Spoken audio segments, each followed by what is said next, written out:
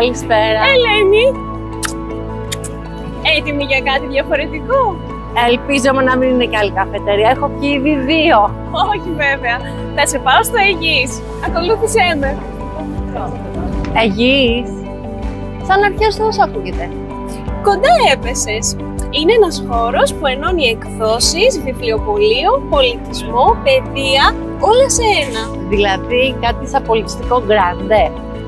Ακριβώς.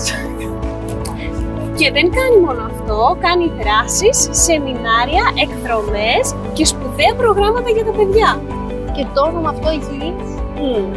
Όπως η Αιγίδα που προστατεύει και εμπνέει, έτσι και εδώ η γνώση προστατεύεται και μεγαλώνει. Wow! Ξέρεις, πάντα πίστευα πως η γνώση είναι δύναμη.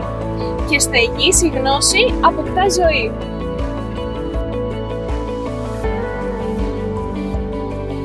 Φτάσαμε!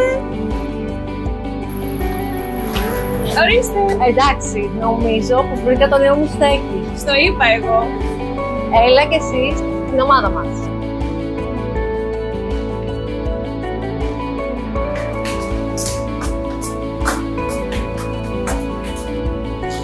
Αιγύης.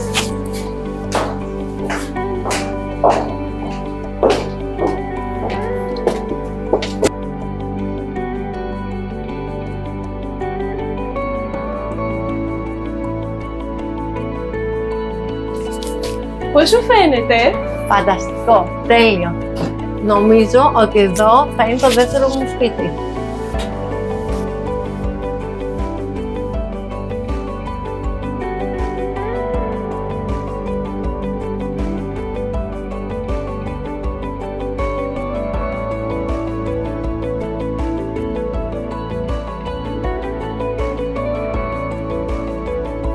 Είμαστε στον Πειραιά, στάση Μετρό Δημοτικό Θέατρο, Λεωφόρος Βασιλείου Γεωργίου Α, αριθμός 11. Σας περιμένουμε.